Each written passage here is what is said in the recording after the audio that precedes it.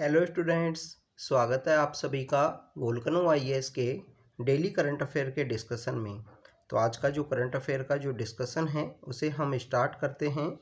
सबसे पहले हम बात करेंगे यहाँ पे हमारे फर्स्ट टॉपिक के बारे में, वो है फाइनेंशियल सर्विसेज इंस्टीट्यूशन ब्यूरो के बारे में।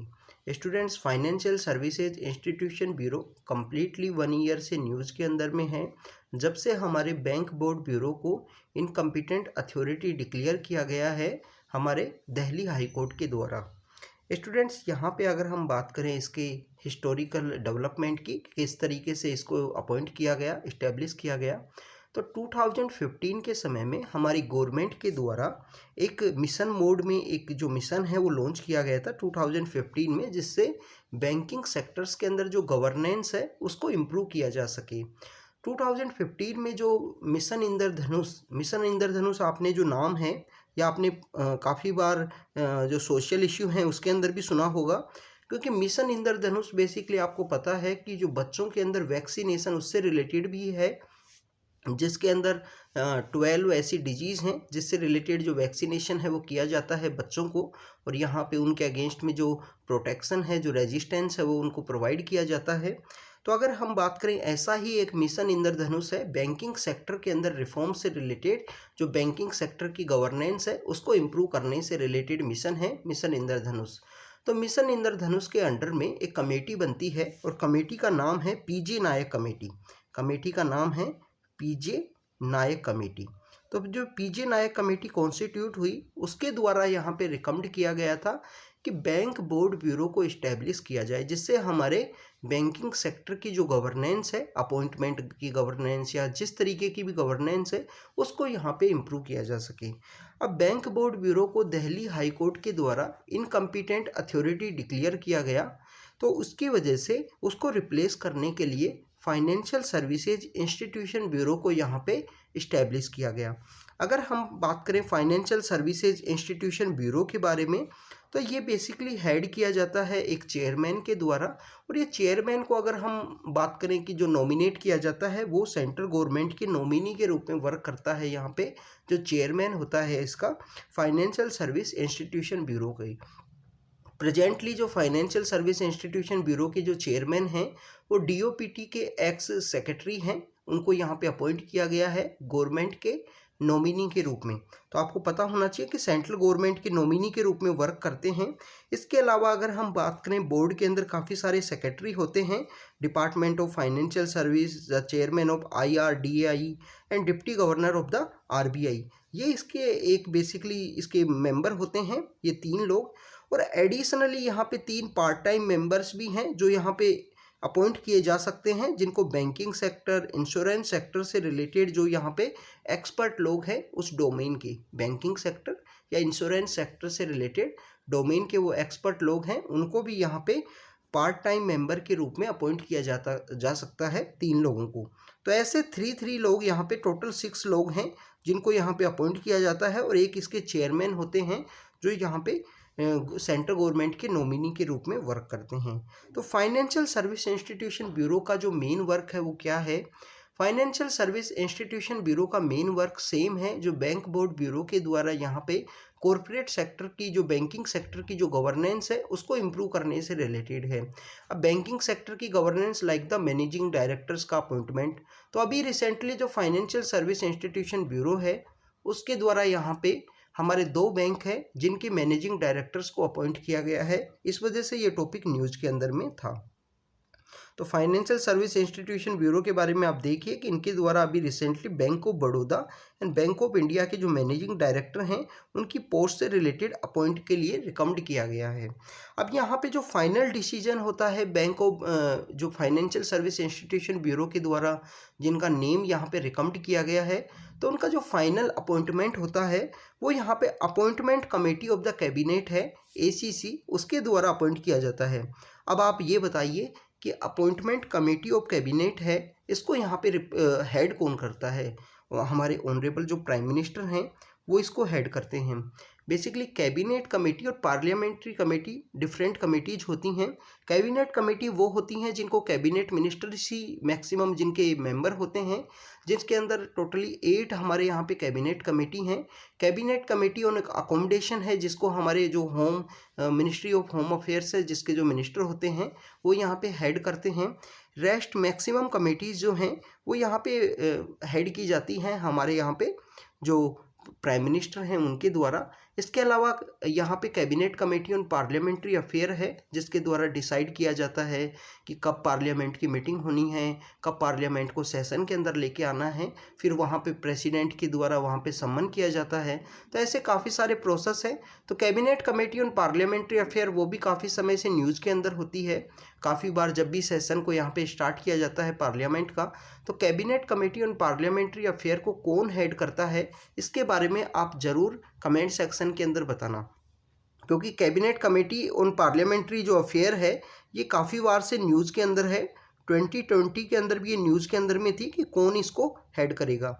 अगर हम बात करें स्टूडेंट्स बैंक बोर्ड ब्यूरो की, तो जब बैंक बोर्ड ब्यूरो को यहाँ पे स्टार्ट किया गया था तो इसके जो फर्स्ट चेयरमैन थे हमारे जो एक्स कैग हैं, controller auditor and general, article 148 से लेकर 152 तक जो आर्टिकल मेंशन हैं कैग के बारे में, तो उनके द्वारा हेड किया गया था। तो स्टूडेंट्स जो हमारा बैंक बोर्ड ब्यूरो है उसको फर्स्ट टाइम इसके चेयरमैन के रूप में जो वर्क किए थे हमारे एक्स कैग हैं विनोद राय, उनके द्वारा हेड किया गया था। अब यहाँ पे ये केस स्टडी भी है, क्या कैग को रीअपॉइंटमेंट किया जा सकता है? तो वहाँ पे हमारे चैप्टर के अंदर लिखा हुआ है, आप जब भी पॉलिटी का ये चैप्टर रीड करोगे कि कैग का जो रीअपॉइंटमेंट है वो नहीं हो सकता। तो फिर विनोद राय को किस तरीके से यहाँ पे हेड किया गया? तो स्टूडेंट्स यहाँ पे बताया गया था कि हमारे जो एक्स कैग हैं विनोद राय, जब वो बैंक बोर्ड ब्यूरो के चेयरमैन बने थे तो उनके द्वारा जो सैलरी है वो नहीं लिया गया, कोई भी कंसोलिडेट फंड ऑफ इंडिया से कोई भी पैसा है वो उनके द्वारा नहीं लिया गया। इस वजह से इनको यहाँ पे बैंक बोर्ड ब्यूरो का जो चेयरमैन है वो अपॉइंट किया गया था। स्टूडेंट्स बैंक बोर्ड ब्यूरो से रिलेटेड जो क्वेश्चन है यूपीएससी ने 2019 के समय में भी ये क्वेश्चन पूछा था, 2022 के समय में भी ये क्वेश्चन पूछा था, आपको इसके बारे में पता होना चाहिए। अब प्रेजेंटली इसको रिप्लेस कर दिया गया है, तो जो नई बॉडी क्रिएट हुई है उसके बारे में आपको पता होना चाहिए। तो यहाँ पे 2022 के अंदर ये क्वेश्चन था कि जो बैंक बोर्ड ब्यूरो है, जिसको यहाँ पे उससे रिलेटेड कुछ स्टेटमेंट दिए गए थे कि इसके जो गवर्नर होते हैं, गवर्नर इज द चेयरमैन, जो आरबीआई के गवर्नर होते हैं वो इसके चेयरमैन होते हैं। तो ये आप को यहाँ पे ये स्टेटमेंट इनकरेक्ट है कि आपको पता है कि जो आरबीआई के गवर्नर हैं वो डिफरेंट पर्सन हैं और बैंक बोर्ड ब्यूरो के यहाँ पे जो चेयरमैन थे वो विनोद राय थे, हमारे जो एक्स कैग हुआ करते थे। इसके अलावा head of public sector institution का जो सिलेक्शन है वो रिकमेंड किया जाता है। बैंक बोर्ड ब्यूरो यहाँ पे हेल्प करता है कि जो स्ट्रेटजीज़ है उनको डेवलप करने में, कैपिटल रेजिंग जो प्लान्स है बैंक सेक्टर के, जो पब्लिक सेक्टर बैंक्स हैं उनसे रिलेटेड। तो यहाँ पे जो आंसर होगा वो होगा बी आंसर। स्टूडेंट्स यूपीएससी में इसी तरीके से मैक्सिमम क्वेश्चंस पूछे जाएंगे। आपको एक स्टेटमेंट के अंदर कोई एक वर्ड है या एक कोई डाटा दे दिया जाएगा, उसको यहाँ पे रिप्लेस किया जाएगा।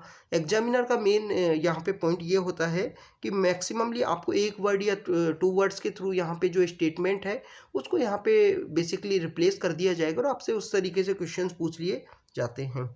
तो स्टूडेंट्स अगर हम बात करें हमारे नेक्स्ट टॉपिक के बारे में, नेक्स्ट टॉपिक है केरन एथनिक पीपल्स के बारे में।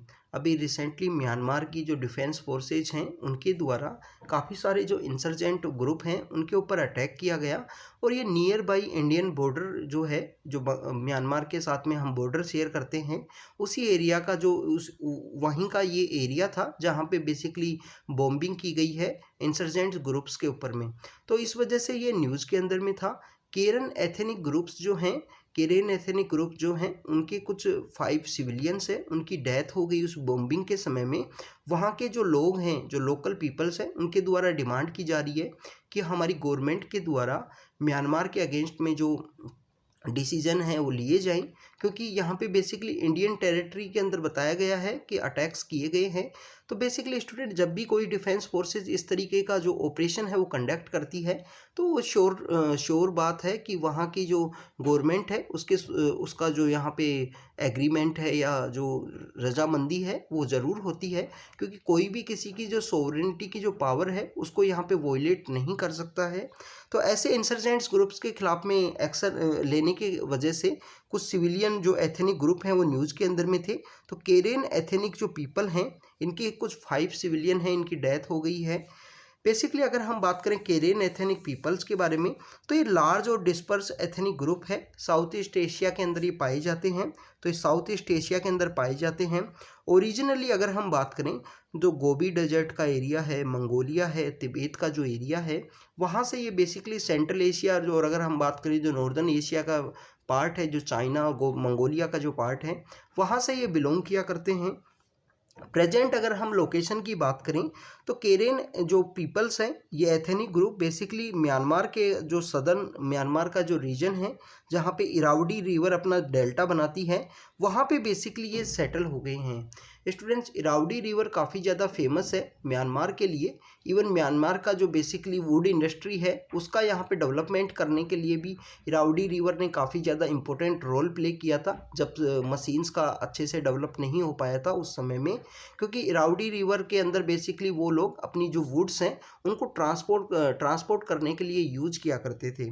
तो इरावडी डॉल्फिन के बारे में भी आपको पता होना चाहिए, तो आप कमेंट सेक्शन के अंदर बताना इरावडी जो डॉल्फिन है उसका IUCN स्टेटस क्या है, उसकी स्पेशल कैरेक्टरिस्टिक क्या हैं, तो उनके बारे में आप कमेंट सेक्शन के अंदर ज़रूर बताना। स्टूडेंट्स यहाँ पे अगर हम बात करें इरावडी डॉल्फिन का जो डेल्टा का एरिया है वहाँ पे ये केरेन एथनिक ग्रुप के जो पीपल हैं वो पाए जाते हैं। इसके अलावा जो नाइबरिंग जो थाईलैंड का जो एरिया है वहाँ पे भी ये लोग पाए जाते हैं। स्टूडेंट्स इसके अलावा अगर हम रिलीजन की बात करें कि कौन से रिलीजन को ये फॉलो करते हैं तो बेसिकली जो केरेन एथनिक ग्रुप हैं ये बुद्धिस्ट होते हैं, पर इसके अंदर में कुछ लोग ऐसे भी हैं जो क्रिश्चियनिटी को कन्वर्ट हो गए हैं, क्योंकि आपको पता है कि कॉलोनियल जब अथॉरिटीज हमारे यहाँ पे रूल किया करती थी कोई भी रीजन के अंदर में, तो उनके द्वारा काफ़ी सारे ऐसे जो स्कूल्स ओपन किए गए हैं, काफ़ी सारे ऐसे जो इंस्टीट्यूशन चलाए गए जिनके द्वारा लोगों को क्रिश्चियनिटी के लिए जो कन्वर्जन है वो उस समय में काफ़ी ज़्यादा पॉपुलर था, काफ़ी ज़्यादा किया जाता था। इसके अलावा स्टूडेंट्स अगर हम पॉपुलेशन की बात करें 4 मिलियन के आसपास इन केरियन एथनिक जो पीपल हैं इनकी पॉपुलेशन यहाँ पे पाई जाती है। तो इनका जो रिलीजन है बुद्धिस्ट के भी ये हैं और बेसिकली क्रिश्चियनिटी के अंदर भी ये लोग काफ़ी सारे कन्वर्ट हो गए हैं। अराउंड 30% के अराउंड इनकी जो पॉपुलेशन है उसके लोग। अगर हम बात करें स्टूडेंट्स नेक्स्ट टॉपिक की, नेक्स्ट टॉपिक है तपोवन विष्णुगढ़ जो हाइड्रो पावर प्रोजेक्ट है उसके बारे में। स्टूडेंट्स आपको पता होगा कि जोशीमठ जो उत्तराखंड के अंदर लोकेटेड है वहाँ पे काफ़ी सारी जो क्राइसिस जो चल रही हैं, बेसिकली लैंड का जो सब्सिडेंस होने की वजह से जो वहाँ पे जो लोगों को बेसिकली अपने जो अकोमोडेशंस हैं उनके अंदर जिस तरीके की जो प्रॉब्लम्स फेस करनी पड़ रही हैं और गवर्नमेंट के द्वारा भी उनको यहाँ से बेसिकली निकालने के लिए या दूसरे जगह रिलोकेट करने के लिए काफ़ी सारे जो मिशन मोड के अंदर हमारी जो गवर्नमेंट है वो वर्क कर रही है कंटिन्यू। तो अगर हम बात करें Tapovan Vishnugarh hydro power project की, तो ये जो प्रोजेक्ट है इसको भी अभी इसका जो वर्क वहाँ पे चल रहा था इसको यहाँ पे रोका गया है, क्योंकि काफ़ी सारे जो जियोलॉजिकल रिपोर्ट्स हैं उनमें सजेस्ट किया गया है कि जितने भी हाइड्रो पावर प्रोजेक्ट्स चल रहे हैं उसकी वजह से जो हमारा हिमालयन का एरिया है, जो हमारा हिमालयन बेल्ट है या हिमालयन स्टेट्स हैं, उनके अंदर जो लैंड है वो कंटिन्यू यहाँ पे उसको कोई ना कोई जो प्रॉब्लम्स हैं वो फेस करने पड़ रही हैं। स्टूडेंट्स जो चमोली डिस्ट्रिक्ट है उसके अंदर ये लोकेटेड हैं जोशीमठ और यही जो Tapovan Vishnugarh hydro power project है। स्टूडेंट्स इसी प्रोजेक्ट के अंदर में जो लास्ट ईयर 2021 के समय में फरवरी के समय में एक ग्लेशियर है वो यहाँ पे टूट गया था और इसी प्रोजेक्ट के अंदर काम करने वाले काफ़ी सारे जो माइग्रेंट लेबर वर्कर्स हैं उनकी डेथ हो गई थी। इवन उनकी बॉडी भी नहीं मिली थी, वो काफ़ी ज़्यादा मिसिंग हैं। तो वो ऋषि गंगा रिवर है उसके अंदर में वो क्राइसिस है वो हुआ था, क्योंकि ग्लेशियर का वहाँ पे ब्रेक होने की वजह से। तो ये उस समय में भी एक कमेटी है वो कॉन्स्टिट्यूट की गई थी। कमेटी का नाम था रवि चोपड़ा कमेटी। आपको कमेटीज के नाम है वो पता होने चाहिए, क्योंकि आप इसको कोट कर सकते हो। इवन आप जब अपना इंटरव्यू देने जाओगे तो उस समय में भी अगर किसी भी पैनल के द्वारा कोई क्वेश्चन पूछा जाता है तो आप कमेटी का नाम कोट कर सकते हो कि उस कमेटी के द्वारा रिकमेंड किया गया है कि किस तरीके से वहाँ पे वर्क करना चाहिए। तो उस समय में एक कमेटी कॉन्स्टिट्यूट हुई थी, रवि चोपड़ा कमेटी। तो रवि चोपड़ा कमेटी जो कॉन्स्टिट्यूट हुई उसके द्वारा रिकमेंड किया गया था कि ये जो हाइड्रो पावर प्रोजेक्ट्स हैं वो बेसिकली काफ़ी ज़्यादा डेंजरस हो सकते हैं, क्योंकि हमारा जो हिमालयन स्टेट्स हैं, जो हिमालयन का रीजन है वो काफ़ी सारा अनस्टेबल है प्रेजेंटली, अभी वेल स्टेब्लिश नहीं हो पाया है।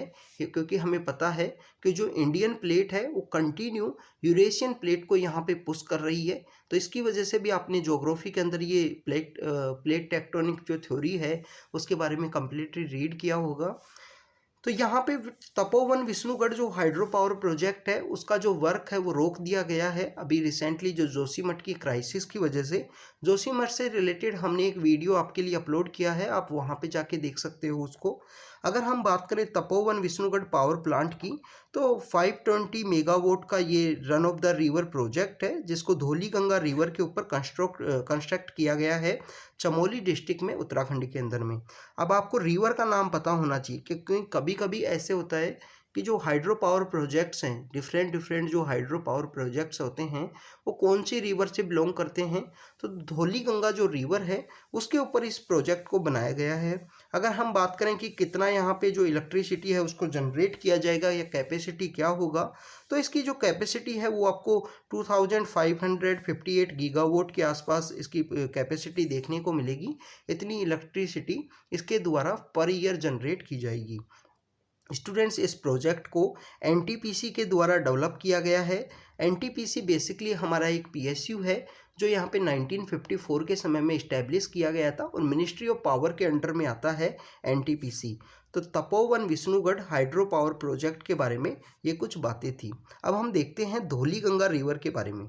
स्टूडेंट, धौली गंगा रिवर की अगर हम बात करें, जो नीति पास का एरिया है, नीति पास का एरिया जो basically Garhwal region of Uttarakhand और जो साउथ वेस्टर्न तिब्बत है उसको कनेक्ट करता है, तो नीति पास के एरिया से ये रिवर ओरिजिनेट होती है, वहाँ से ये निकलती है। और रेनी जो एक एरिया है उत्तराखंड के अंदर में, रेनी के पास में ये बेसिकली ऋषि गंगा रिवर है, उसके साथ में ये ज्वाइन होती है। धौली गंगा रिवर कहाँ से निकलती है? वो निकलती है नीति पास के एरिया से। नीति पास के एरिया के बाद में ये ऋषि गंगा से मिलती है जो प्रेजेंटली रेनी का जो एरिया है वहाँ पे। इसके अलावा ये one of the important tributary है अलकनंदा की। जो अलकनंदा रिवर है उसकी एक इम्पोर्टेंट ट्रिब्यूटरी के रूप में ये काम करती है। अलकनंदा की अगर हम और ट्रिब्यूटरीज की बात करें तो वो हैं नंदाकनी, पिंदेर, मंदाकिनी एंड भागीरथी। नंदाकिनी, मंदाकिनी, भागीरथी एंड पिंडेल जो इसकी एक इम्पोर्टेंट ट्रिब्यूटरी हैं। अलकनंदा रिवर से ये मीट होती है। जो मेजर सोर्स है गंगा रिवर का विष्णुप्रयाग के पास में, विष्णुप्रयाग के पास में ये अलकनंदा नदी से मिलती है और अलकनंदा नदी यहाँ पे मेजर सोर्स है हमारी गंगा नदी का। और गंगा नदी से रिलेटेड आपको काफ़ी सारे प्रोजेक्ट्स हैं, जिसमें क्लीन गंगा भी एक इनिशिएटिव है हमारी गवर्नमेंट का कि गंगा को किसी तरीके से क्लीन किया जाए। नमामि गंगा है, काफ़ी सारे प्रोजेक्ट्स हैं हमारी गवर्नमेंट के गंगा रिवर के ऊपर में। इवन गंगा रिवर काफ़ी मेजर सोर्स है इरिगेशन का उत्तर प्रदेश एंड बिहार के अंदर में। अगर हम बात करें कि लेंथ की, तो जो धौली गंगा रिवर है 94 किलोमीटर के आसपास इसकी लेंथ है। अगर हम बात करें तपोवन की, जहाँ पे विष्णुगढ़ के अंदर ये हाइड्रो पावर प्रोजेक्ट है वो चल रहा है एनटीपीसी का, तो तपोवन वो फेमस है अपनी हॉट स्प्रिंग के लिए और लोकेटेड है bank of Dhauli Ganga river का जो बैंक है, जो किनारा है वहाँ पे लोकेटेड है तपोवन, जो अपनी हॉट स्प्रिंग के लिए फेमस है। तो स्टूडेंट्स, ये धौली गंगा रिवर के बारे में था। पर कंटिन्यू हमारे जो हिमालयन स्टेट्स हैं उनकी जो रिवर्स, उनके जो पासेज हैं वो यूपीएससी के द्वारा इनसे रिलेटेड जो क्वेश्चंस हैं वो पूछे जाते हैं। तो आपको इन रिवर्स को अच्छे से प्रिपेयर करने की ज़रूरत है। सबसे बेटर वे में अगर आपको प्रिपेयर करना है स्टूडेंट्स रिवर के बारे में या ज्योग्राफी के बारे में, तो उनको आप मैप के ऊपर प्रैक्टिस कीजिए। अगर आपके पास कोई भी ब्लैंक मैप नहीं है तो आप अपना A4 शीट लेके अपना रफली मैप बनाइए और उसके ऊपर आप प्रैक्टिस कीजिए। उससे आपको ज़्यादा बेटर अंडरस्टैंडिंग आएगी और आपको प्रैक्टिस करने की वजह से आपका जो आप मेंस के अंदर जब आंसर राइटिंग लिखोगे ज्योग्राफी से रिलेटेड क्वेश्चंस के अंदर में, तो आप रफ मैप भी वहाँ पे ड्रॉ कर पाओगे। बेसिकली कोई भी रफ मैप ड्रॉ करके आप अपना 1 या 2 मार्क्स है वो इम्प्रूव कर सकते हो हर एक आंसर के अंदर में। तो स्टूडेंट्स, ये धौलीगंगा रिवर के बारे में था। तपोवन विष्णुगढ़ हाइड्रो प्रोजेक्ट के बारे में हमने देखा। जो केरेन एथेनिक पीपल हैं उनके बारे में देखा कि कैसे उनकी जो सिविलियंस की यहाँ पे डेथ होने की वजह से वो न्यूज़ के अंदर में हैं। एथेनिक ग्रुप हैं, बुद्धिस्ट एंड क्रिश्चियनिटी से बिलोंग करते हैं। क्रिश्चियनिटी से बेसिकली कन्वर्टेड हैं, जो कॉलोनियल अथॉरिटीज़ के समय में उनको कन्वर्जन की वजह से कन्वर्ट हुए थे। इसके अलावा स्टूडेंट्स, हमने यहाँ पे फाइनेंशियल सर्विस इंस्टीट्यूशन ब्यूरो के बारे में देखा, जिसने बेसिकली बैंक बोर्ड ब्यूरो को यहाँ पे रिप्लेस किया है। उसकी वजह से ये न्यूज़ के अंदर में था। बैंक बोर्ड ब्यूरो के बारे में और फाइनेंशियल सर्विस इंस्टीट्यूशन के बारे में आपको ज़रूर पता होना चाहिए, क्योंकि यूपीएससी के द्वारा 2019, 2022 में कंटिन्यू क्वेश्चन पूछे गए हैं इस इंस्टीट्यूशन के बारे में, तो आपको ज़रूर पता होना चाहिए। तो स्टूडेंट्स, ये आज का हमारा करंट अफेयर का डिस्कशन था। आप बने रहिए हमारे साथ, इसी तरीके से डेली आपको करंट अफेयर से अपडेट करते रहेंगे। Thank you students, thank you very much.